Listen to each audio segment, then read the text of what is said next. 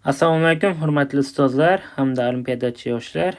Bugun sizlar bilan olimpiada masalasi doirasida o'tkazilayotgan olimpiadalarimiz o'sha mana quyida link berib qo'ydim. Ushbu Telegram kanalimizda o'tkazilayotgan olimpiadani birinchi masalasini video tahlil qilamiz. Demak, cheksiz uzun to'g'ri o'tkazgichdan I tok oqmoqda. Musbat quv zaryadli va massasi m bo'lgan zarracha o'tkazgichdan x0 masofada tinch turgan holda o'tkazgich tomon v tezlik bilan otildi. Xo'p, zarrachaning o'tkazgichgacha bo'lgan eng kichik masofasini toping. O'tkazgichgacha bo'lgan eng kichik masofasini toping deyilayotgan savol qo'yilgan ekan. Xo'p, demak, juda ham ajoyib masala. Buni bir necha usulda yechib ko'rsak bo'ladi. Men sizlarga bitta oddiyroq usulni ko'rsatib beraman. Buni yechishdan oldin biz koordinata sistemasini kiritib olamiz. Uch o'lchovli qilib. Hozir tushuntiraman nima uchun kiritayotganimizni ham. Mana, demak, bizda mana bu o'qni kiritaman. Z o'qi deb. Mana bu o'q X o'qi bo'lsin, mana bu o'q bizda Y o'qi bo'lsin mana.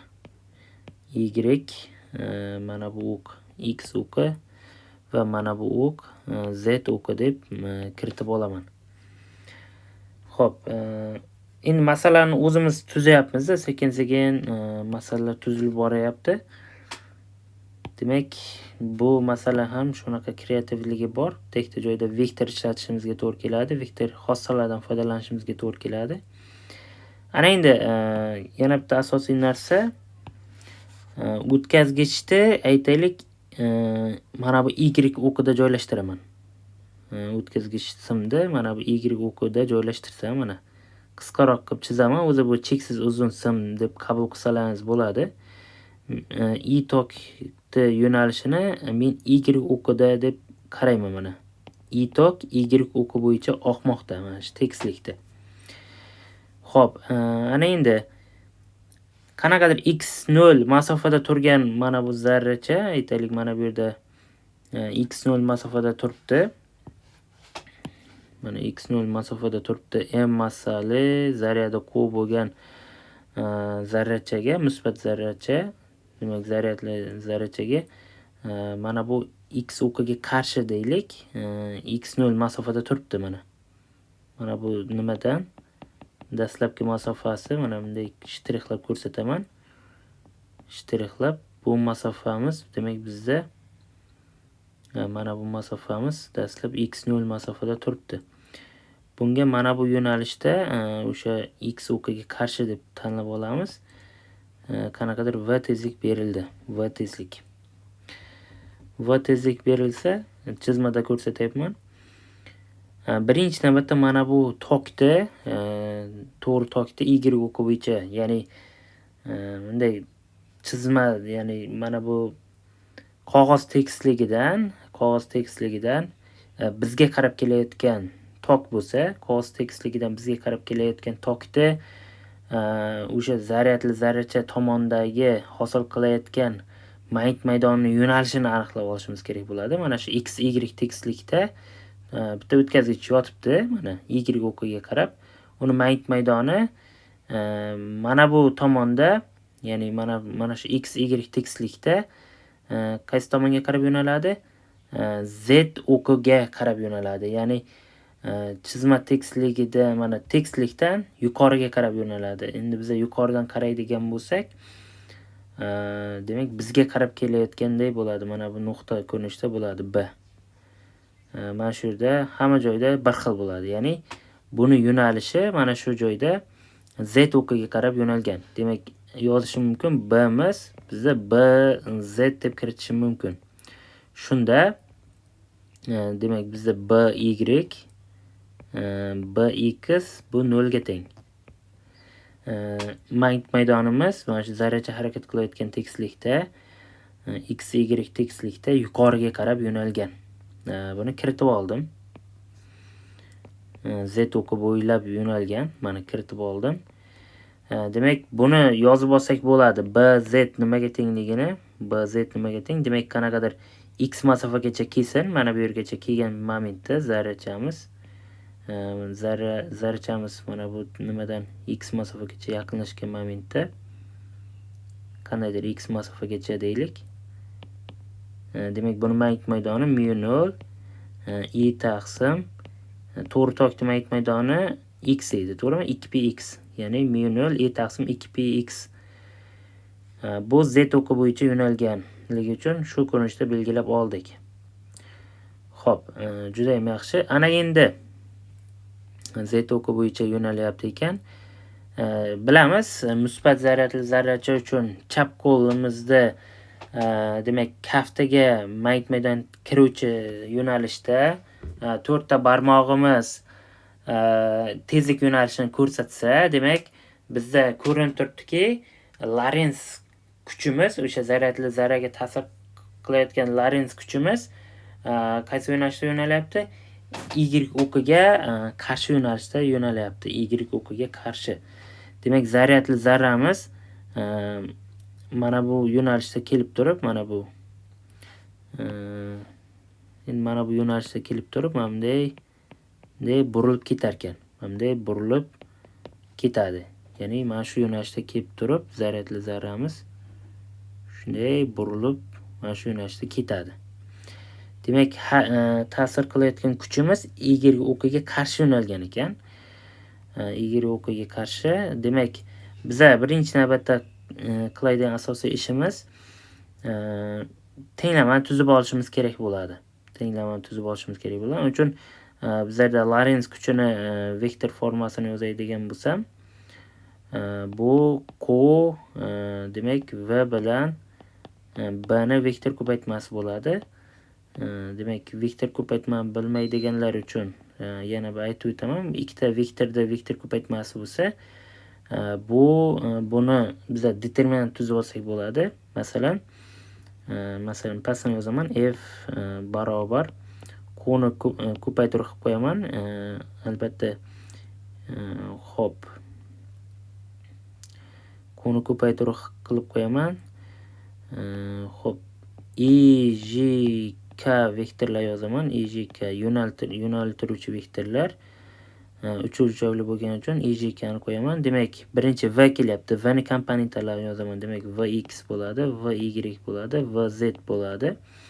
Keyin B ni komponentlarini yozaman. Demak, Bx bo'ladi, By bo'ladi, Bz bo'ladi. Mana bu determinant hisobladim. Endi shuni qaysi komponentasini hisobga olishim kerak? Aytaylik, biza Y bo'yicha yo'nalganligi uchun J komponentasini hisoblab turaman. Aslida qarshi yo'naladi. J komponentasini hisoblaylik birinchi. J komponentasi degani Y o'qi bo'yicha yo'nalyapti deb olyapmiz kuchni. Lekin aslida qarshi. Bilamiz, boya hozir ko'rdik. Ta'sir qilayotgan kuchimiz o'sha Y ga qarshi yo'nalgan. Keyin hisobga olamiz keyinchalik. Demak, Y komponentasini hisobga olsak, demak bizlar satr ustun o'chiramiz. Qanday o'chiramiz? O'sha J komponenti bo'yicha, mana J komponenti bo'yicha satrda, J komponenti bo'yicha ustunda o'chiramiz. Demak, bizda 2 ga 2 matritsa qoldi. J komponenti bo'yicha bo'lgani uchun buni quyidagicha yozsak bo'ladi. 2 ga 2 demak Q buni endi mana buni Vx Vz Bx Bz mana shu ko'rinishda qoldi. Xo'p.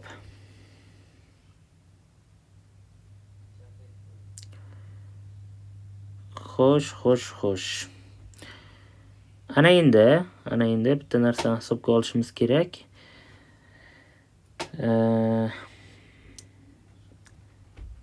Xo'p.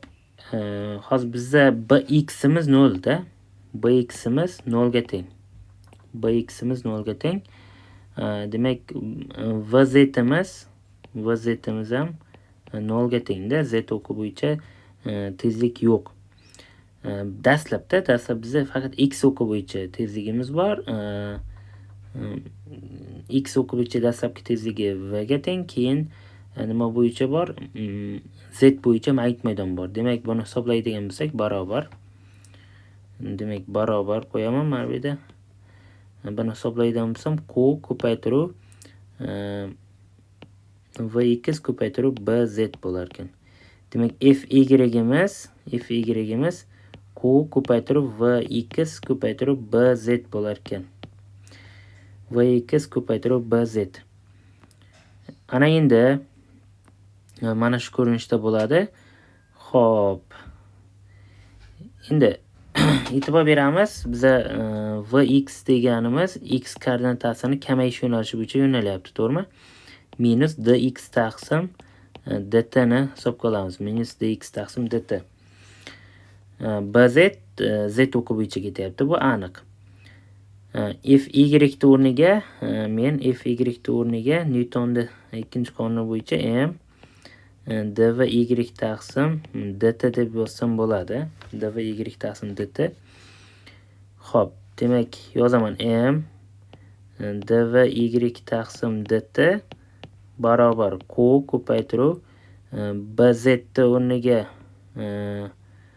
demak mu 0 I taqsim 2px ni keltirib qo'ysam bo'ladi.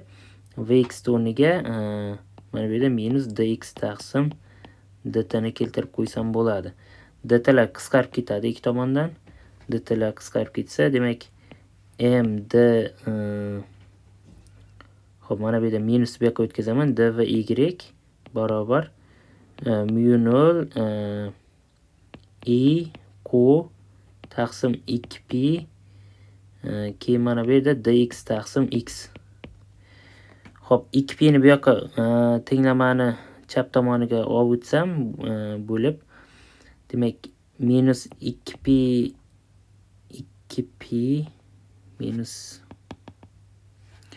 minus 2pm taqsim mu 0 I q dv barobar dx taqsim x bo'ladi. Ikki tomondan integrallayman. Endi e'tibor beramiz, bu y o'qi bo'yicha endi mana bu y o'qi bo'yicha ketganligidan, yo men mana bu yo'nalishda kuchni yo manfiy olishim kerak edi, y o'qiga qarshi deb. Yo bu tomondan x ni kamayish yo'nalishida deb olishim kerak edi, обязательно kamayish yo'nalishida deb.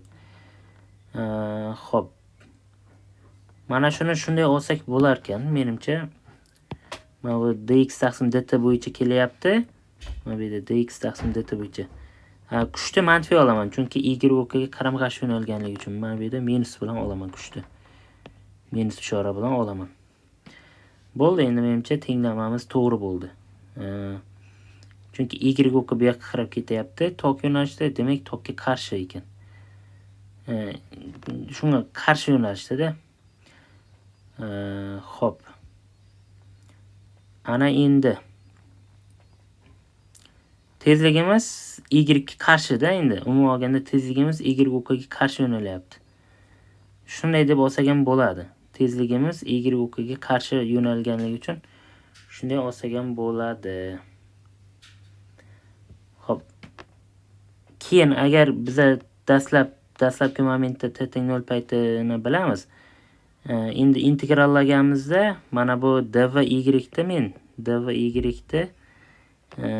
endi keyinchalik y o'qi bo'yicha harakat qilgani uchun buni chegara hisoblashda, buni integral chegarasini hisoblashimda nima qilsam bo'ladi?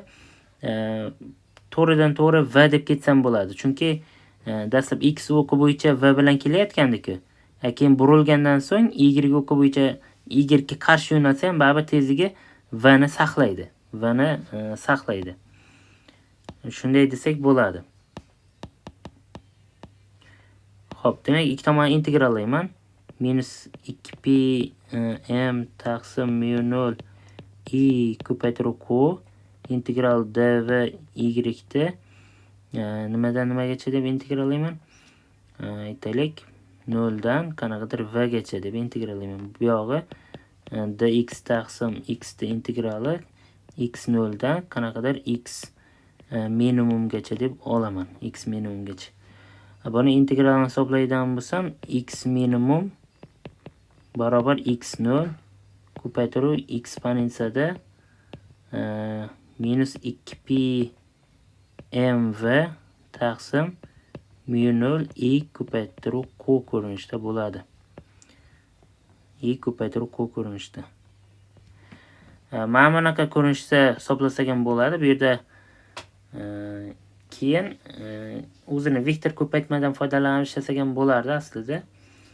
Vektor ko'paytmadan ozroq izoh berib ketaman. Qanday bo'ladi?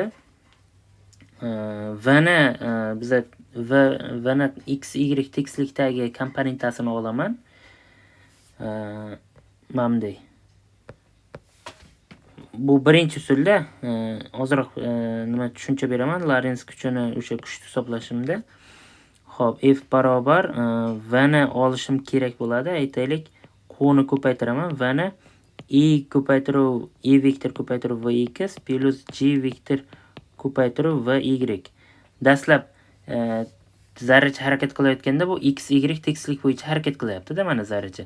Z o'qi yuqoriga yo'nalgan, balandlik bo'yicha.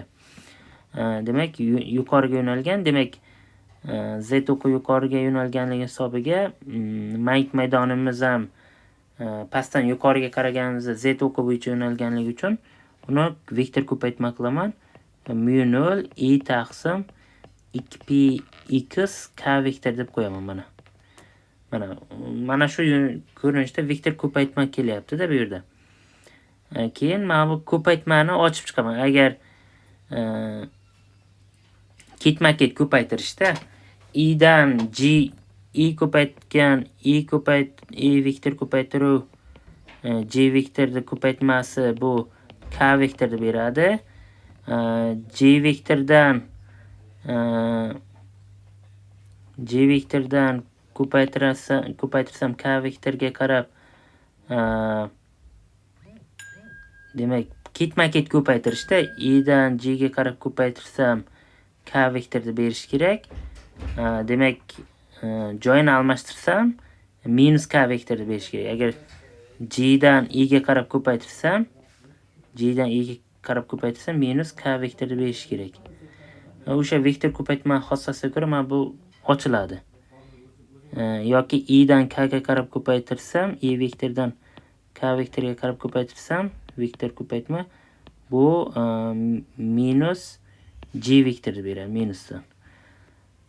Xuddi shunaqa ko'rinishda bo'ladi. Xo'p. Ana endi buni ochib chiqsak bo'ladi shu ko'rinishda. Mana i k kelyapti, i bilan k ni vektor ko'paytmasi kelyapti. Bu minusni beradi. F barobar q minus q mu 0 i taqsim 2pi x vx beradi. Xo'p. G endi bu bo'yicha g dan k ga bo'yicha i ni komponentasini beradi. To'g'rimi? To'g'ridan to'g'ri. Xo'p, plus q ko'paytiruv mu 0 i taqsim 2pi x. Xo'p, mana bu minus yozdim. I dan k ga ko'paytirsam g vektorni beraman. Mana g vektor. Demak, buni bunga ko'paytirsam xo'p, yozdim v y i vektor mana. Mana ikkita vektor qoldi. Mana bu f y ni beradi, mana bu f x ni beradi. Shunda f vektorda mana bu. Xo'p, f vektor f y g vektor plus f x i vektor bo'lyapti-da endi bunday olib qaraganda. Joy almashtirib yozdim, lekin hech narsa qilmaydi, oddiy skalar qo'shdim. Shunda f y minus q mu 0 i taqsim 2pi px vx bo'lyapti-da. If y. If x bu 0 ga teng. Dastlab holatda. Dastlabki holatdan hisoblasam, if x'im 0 ga teng deb qarayman. Chunki dastlab vy'im 0 da, faqat menda v'm vx ga teng-da. Dastlabki holatda. Ya'ni dastlab desam bo'ladi. Dastlab yoki t teng 0 da deylik. T teng 0 da bu qanaqadir boshlang'ich shart sifatida kiritsak bo'ladi. Bo'ldi, mana bu narsa yana qaytib keldi o'zimizga, to'g'rimi? Demak, f y o'rniga m, dv y taqsim dt ni qo'yaman. Minus q mu 0 i taqsim 2pi x vx o'rniga dx taqsim dt ni keltirib qo'yamanmi? Ikki tomondan dtlar qisqarib ketadigan bo'lsa, demak, bu yoqqa olib o'taman 2pi m taqsim mu 0 qi dv y minusdan barobar dx taqsim x bo'lyapti. Mana ikkinchi usulda ham isbotladik. Buni integrallayman 0 dan v gacha bo'ladi keyin tezligi. Bu x 0 dan x minimum gacha bo'ladi. Demak, shunda x minimum barobar x 0 ko'paytirib eksponensiyada minus 2pi m taqsim mu 0 qi v bo'ladi. Tushunarli, mana ikkinchi usulda ham keltirib chiqardik ushbu tenglamani. Ushbu tenglamani ikkinchi usulda ham keltirib chiqardik. Bu mana bu yuqorida birinchi usul desak, mana bu pastdagi qism ikkinchi usul. Ya'ni o'zi bir xil narsa, faqat pastida ozroq matematikani ishladik, yuqorisida bu chizma orqali ishladik. Yuqorisida ko'proq chizma orqali ishladik. U yerda matematika apparatlarimizni ishlatganmiz, mana vektor bo'yicha. Lekin ikkalasida ham bir xil qiymat oldik. Xo'p, menimcha tushunarli bo'lgan bo'lsa, e'tiboringiz uchun rahmat.